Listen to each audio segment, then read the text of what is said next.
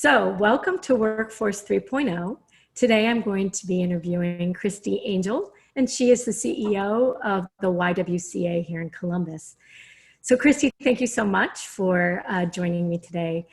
Could you tell us a little bit about the YWCA and its mission, and particularly in how the Y champions women's issues, especially around work? Sure. Well, YWCA Columbus, our mission is the empowerment of women, elimination of racism, promoting peace, justice, dignity, and freedom for all. And so we really work in three ways in Columbus. The first is kind of the bedrock of our organization. It's our housing work. And we provide shelter for women and families who may find themselves homeless at any given time, and through our YWCA Family Shelter. And we provide supportive housing in our downtown building, which is housing with wraparound supports for women with at least one documented disability. Most have more than one disability. And so that's kind of the bedrock of our programming, because we were founded as a housing agency back in 1886. And then we provide childcare services. So we have childcare 0 to pre-K, and after-school care at our family center for homeless families. And then we provide before and after-school childcare in the Westerville and Gahanna school districts. You might imagine that's a little difficult these days as education continues to change, kind of by the day. And then, Lisa, our next area of programming is really one that I am very proud of, one that is growing because of the most recent social justice movement, which began just after the death of George Floyd, our racial equity and social justice work. And there we are on the precipice of starting a new racial equity training series. We are also expanding our advocacy services. We have a pretty big advocacy agenda, as you might imagine, that encompasses our work and beyond. And then lastly, some engagement services, and that's everything around leadership development for young women in middle school and kind of in their early career. And so that is kind of our suite of services here. Now, I would say we really work to support women in the workforce at every level.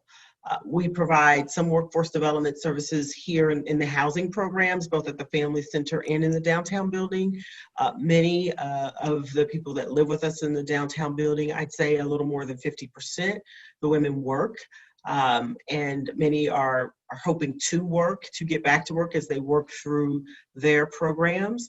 And then at the Family Center, about 43% of the families that come, to stay with us, the adult in the family is working. We've actually seen that increase during COVID-19. We have seen an increase in working adults because they may have been furloughed or lost their job or employment during this COVID-19 time. And so then beyond that, I believe that the child care services we provide also support families in the workforce, women in particular, making sure that their children are safe, whether it's during school, after school, before school, and they have some enrichment and healthy play and socialization while their parents are working. And so then I would say our next area where we try to support is through those engagement programs, the leadership development programs. We are, talking to young women about work and career, in middle school, with their interest in, just helping to, as they develop, helping to support that. But for the women in our Leadership for Social Change program, they're certainly exploring their interest in community activism, but they are also looking at their careers and where they want to go and what they want to do and how to develop professionally. And so we do some work there as well. By and large, supporting women wherever they are in the workforce is very important to us. And that's why the work that you do is so important, so that we can lean on you when we need to, and send, potential applicants and those seeking employment to you. And then I think, as you know, we've been working to really look at the homeless system and how we fully support, workforce development within the homeless system, because of course, in the homeless system, the first thing we're doing is housing first. But we know often you can't have housing if you can't get the right housing if you don't have employment. And so Right. supporting those things, is very important to us to be able to support our families, in the workforce at that point in time as well. Yeah, I think that's something that people don't really understand, is that so many people coming through the homeless system have worked, are working, and just need the additional assistance. Certainly, the platform of housing is so important to work, to health, to education, right? If you don't have a Correct. home, it's hard to do those other things. That's right. Yeah, absolutely. And so I'm glad you brought that out and pointed it out, because I think people's perception of who is homeless in our community is skewed, right? Mm-hmm. Mm-hmm. So you brought up a couple of really important supports that women need in order to work and hold down a good job and a career, childcare being one of them. Yes. Do you think that's one of the number one challenges for women, or what are other challenges you think there are? Well, I certainly don't know if it's number one. I think it's one that probably moves, right? It slides, up and down, whether it's 1, 2, 3, name the number. I would say right now in this pandemic environment, childcare has become very important as families look to, women look to figure out, is my child going to be in a virtual learning environment? Is my child going to be going back to school? If my child is going back to school, but it's a hybrid, are they going to be in school for so many days a week and then home? Who's going to be home with my child? Is my child going to have a shorter work day or school day? Who's going to be home with my child then? Is my child going to be we've heard about these recent AB schedules. They're going to go to school one week and not the next. And so how do you plan as a woman in the workforce, even if you're working from home, which I know to many sounds like, well, you have that privilege to be able to work from home. And yes, there is that, you're not working on the front line, but still, if anyone is like probably you or I, working from home means you're sitting at your desk at a computer all day long. And at times of the day, you're like, I don't even have time to grab a snack, much less educate my child. And, you don't just set your child in front of a computer. Certainly the older, and more independent a child is, that kiddo can manage, their own learning. But if you have, a school age, think about a kindergartner to maybe a fifth grader, right. That's going to be more challenging. And you need to provide some assistance, or some assistance is needed from someone. So I think now, women are trying to figure that out and needing their own space to be able to take a step away and self-care as well, because we're asking women to, take care of, the children, the education, their work, oftentimes the home. It is a lot. And then, when we are post-pandemic, or when we were pre-pandemic, we often found that before and after school care time was so crucial, because, the workday doesn't end, begin and end, just as the school day does. So those child care services have become very, very important. But of course, in addition to all of that, one of the things, Lisa, that I have been stressing, especially when I speak with our federal members of Congress, childcare is a business. Childcare is a business, largely a business owned by women, many small business owners. Childcare and the advocacy for childcare during this pandemic and resources to continue to keep going have been less than desired. We have not been able to access our fair share, what I feel is a fair share of CARES money. We have had to decrease our ratios, meaning, one child to 9 children as opposed to one child to 16 children. Therefore, profitability and profit margins have been greatly reduced. Many are operating in the red, but feel that the service is needed and will continue as long as they can. Some do not have that, the resources to float. Child care workers often, before pandemic, and I'm hoping we continue to use this platform to talk about it, but have been paid. The pay has been abysmal. We have not, paid them what they should be paid, and yet the cost of childcare is so expensive that if it's a business. So if you increase the pay of the employee, it increases the cost to the family, and families have not been able to afford that.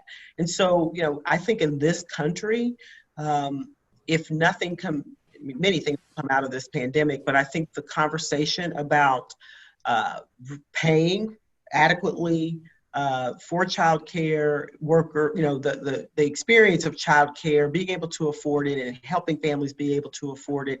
And I think employers need to be part of the conversation, because ultimately, if they want people to come to work, be on time, be focused, then you have to be thinking about, how do I provide maybe a childcare benefit or help us, with the business of childcare. It is one of the most important things that we can do for our most precious, individuals. I've been asked, what are the issues that the pandemic has brought forward?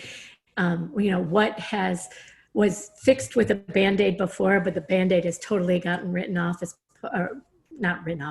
pulled off as part of the pandemic.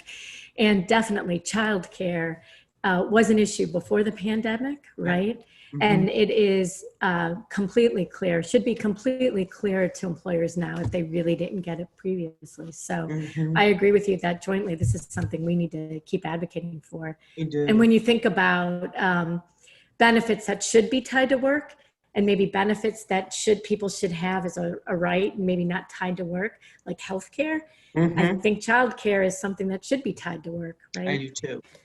I do too. Yeah. And that with, we've talked a lot about pay equity, and, continuing to talk about pay equity is equally important. White women paid about 66 cents on the dollar to white men, Black women about 56 cents to the dollar. Maybe I got that wrong. 76 cents to the dollar for white women, 66 for Black women, 56 cents, 56 or so for Latinas. And, continuing to have equity, and, or that becomes, organization by organization. I don't think we're ever going to see that truly legislated, right? And so I think organizations have to want to bring equity into the conversation, into the workplace. They're going to have to take a look at their pay structure. They're going to have to look at, how they, add equity, into, the equation as it relates to pay for women. Because again, if we're not paid what our white male counterparts are paid, then the affordability of all these other things kind of goes out the window. And so, I think that, again, it's going to take it's responsibility and accountability of the employers to take a look at that. So how do you think we do that? I'm glad you brought that up, because that is a key issue, right? Here we are, the 100th anniversary of women gaining the vote, at least white women totally gaining the vote, because we know that's not exactly what happened. But 100 years, right? and we're still sitting here with these pay equity issues. So I know the Women's Commission, tried to do some work around bringing that to the attention of employers. I mean, what else do you think we should be doing? Because the fact is, as the workforce progresses, there actually are more women in the workforce than men. Yes. There's more women of color, more diversity. So that's where your talent pool is. primarily, more and more. So Yeah. what do you think, what else do we need to do about that? Should we be marching in the streets like the suffragettes? Oh, I'm maybe not against it. I'm not against it either. I mean, I think, there are all those first steps, right? Take salary history, off of the applications, and not use it in, terms of making decisions about, hiring, initial hiring. Um, Equal pay for equal work. So looking at and that's some kind of audit, right? Looking at if I'm in a role, I have a male counterpart in the same role, are we paid equitably? And, and this is difficult in some areas, there isn't diversity in those decision-making processes as well. Mm-hmm. And Mm-hmm. not using the excuses of, well, she's going to be out and to have a child, or she's going to need to take family leave, or what have you, and then not valuing, what she is bringing to the workplace, and not paying her equitably, or not seeing the man as, well, he's got a family to take care of, and not seeing her the same way. First of all, why are you having those discussions when you're talking about work? That's none of your business, that's none of your right? business. What does the job pay? Right. I used to ask that question all the time when I was in another role. It was like, tell me, what's the starting point, the midpoint, and the high, point, so to speak, of the job. Well, then that's what they get paid. And, always looking across the organization to make sure that you're not getting out of step and making, giving a man more raises, or, having those biases come in. And bias is really what drives a lot of that. And then those decisions because, the system is already somewhat broken, and then you bring in that bias, and a bias towards, men. And then the gap gets bigger, and it gets perpetuated. So I think, knowing your bias, accounting for it, making sure that there's diversity in those decision making roles. And then in some instances, organizations just have to make the changes. You have to make the adjustments. And yes, it costs money, but I think it's better to address it than to have it addressed through a lawsuit, right? And that's the fear. Right. The fear that I've always heard at the Women's Commission conversations. Where do you start? And organizations almost getting paralyzed because they're worried about opening up Pandora's box and finding something egregious and then a potential lawsuit. But you can't just bury your head in the sand. You've got to start addressing it, even if you're, incrementally moving people up to achieve that equity. And then you have to constantly look at it, I think, as well. So, I don't have all the answers, but I think, the first step is just doing some of those simple things like, not using salary history, to make salary decisions, making sure that, as people enter an organization, that they're paid equitably, so that you don't start off in that position, and then where that there's an equity issue, start to make those changes. We've had to do that in our organization. We found a few places where positions were very similar, yet the pay wasn't equitable. And at some point we just said, everyone is an engagement specialist, right? And so we're not going to have these two different roles and bring one in at $10 an hour and one in at $13 an hour, or something of that sort, Sure, right. And of course, we're striving to move towards $15 an hour for all of our positions, and we're pretty close to that. Actually, the pandemic, even with the challenges that have come with the pandemic, we offered pandemic pay to all of our frontline workers, and it pretty much took care of our wage issue, and we believe we can sustain that now for the future. So we're pretty excited about that. Make good use of a crisis, right? That's right. So let's pivot a little bit. In the very beginning, you talked about the racial equity and social justice mission of the Y. And you're right now, as a result of George Floyd's death and so many others before him and after him, honestly, right? There has been finally perhaps people being woke and white people being woke a little more than they have been in the past, right?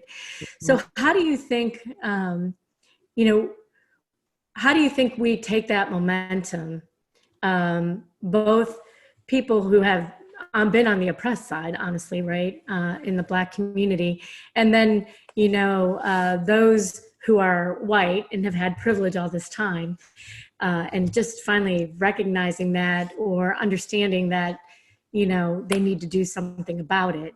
What do you think we need to do to move forward? Wow. There's so much there. No easy question, right? No easy question. I think the first step is, in the white community to seek to listen and to understand. And I think, it is about educating, yourself and, understanding your privilege and understanding kind of the historical,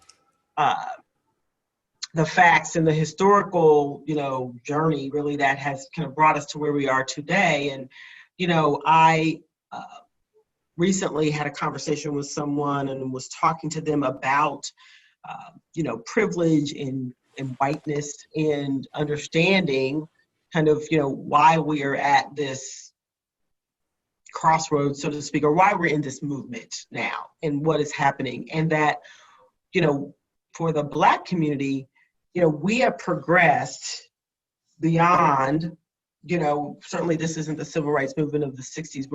We progressed beyond that, but we're also, we're not asleep anymore either, right? And you're not going to just tell us, here's some things, go away, be quiet, or as my husband would say, with the athletes standing up now, they're not just going to shut up and dribble, right?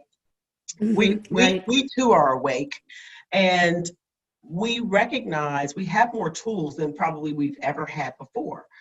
We all do. Part of that is just the fact that we have the internet and we can go to the internet and we can find resources, we can find webcasts or podcasts. I mean, there are all kinds of things that we can use to educate ourselves. And I have been saying to, my white friends and colleagues, seek to educate yourself and understand and listen to where we are and give us a chance to talk about it and, hear us, because you're not going to have all the answers, right? But, listening and trying to understand where we're coming from and just the various levels of, kind of the system, that when we talk about these things, we're not saying that you yourself are a racist or you yourself created systemic racism, because you did not, right? You did not. Right. And don't take it personally, but understand that there are things that, some changes you may be able to make in your own, whether it's your life or your own, your workplace. I think that the next step is people have to get proximate to the situation. That's Brian Stevenson talks about that all of the time. So what does that mean? Well, where you go, where you show up, who you spend time with, come to our community, invite people to your house. Easiest thing is break bread. It's a little more difficult now in COVID, but those kinds of situations gives you, because we as Black people are in your world, so to speak, all of the time, but come into our world, and we should invite you into our world, so that you also understand, kind of our culture and the things that we are living through. And then, again, I think if you're running an organization, seeking to provide some training is also important, but also, making sure that when you're hiring in your hiring practices, that you are getting a very diverse pool, reaching out to, whether it's individuals, like myself, or organizations like YWCA Columbus, or other, organizations, to try and capture diversity in your pool. And then, trying to build an inclusive staff, at all levels, so that you have that, that lens at the table in the decision-making role, and give them a voice, right? Be inclusive, give them a voice, and give them a, decision-making power as well. And then, also still going on the journey, because you also have to understand, how they may see the world may be a little bit differently. And, you have to bring that into the organization. And so I think, going through that process is also important. And because when we have true kind of diversity and inclusion, and then equity, and, equity is adjusting the systems and so forth. But when we do that, in our organizations, and seek to do some of that in our lives personally, that's how we're going to achieve, some greater success kind of in the movement, I truly believe. But, every day there's something new, there's something, that challenges us. And, what I struggle with, this week, there's, something every week. But this week, one of the conversations, a couple of the conversations that I've had in particular that, I just like to share is, people, this movement about the police. And there's two things about the police. Just that alone doesn't solve the racial inequity. Now, the history with the police, history of the police, the founding of the police is part of our history, the nation's history, and, slavery and so forth. But nevertheless, what I have said to individuals, to think that any system, where in our workforce do we not look at some type of change, updating, if you want to call it reform, transformation, right? You were brought in, in your organization, this is Workforce 2.0, right? So you had a 1.0, and that's because there was some transformation and some change. And so with this, Workforce 3.0, I'm sorry, with this resistance in the police force in particular around policing, and the resistance for any type of change, and the refusal to admit that there's a need for improvement, is baffling. Yes. And I believe we all, can do better and should seek to do better. And everybody can use some updating. And so this resistance, it's like, well, then why are you resistant? And these are the questions that I have been asking some of our leaders in the safety forces. Well, tell me why don't you want to change, right? And they don't have answers. They don't have answers. And so that is frustrating, and frustrating for many people, not just Black people, but certainly Black people are probably, some of the most vocal right now. So there's, there is that issue that is this week been sitting with me, because I've had some conversations with leaders, in public safety realm, and they, very defensive and not feeling as if change is needed. And, even to go as far as say, well, the Columbus police are good. Well, yes, they're good. That's the YWCA team is good too, but it didn't mean that we didn't need to make some changes in the organization. Right. Continuous improvement. That's the thing all business understands, right? Yeah. Continuous improvement, strategic vision. Yes. Here's where we are now. Things are changing around us. Where do we need to go next? That's just normal conversation for most organizations. Yes. Why is it not appropriate there? Yes. It is. It is. Yeah. And I'm sure with you, as you are helping individuals navigate, work and look at employment opportunities, it's something that you are helping people understand as well. The organization you may join today may do something different, and it's okay, because continuous improvement is a part of the work journey. All right. Well, thank you so much for spending this time with us, Christie. And I hope you know the Workforce Board, we really appreciate the partnership we have with the Y. Absolutely. So thank you very much. Thank you for letting me join you for Workforce 3.0.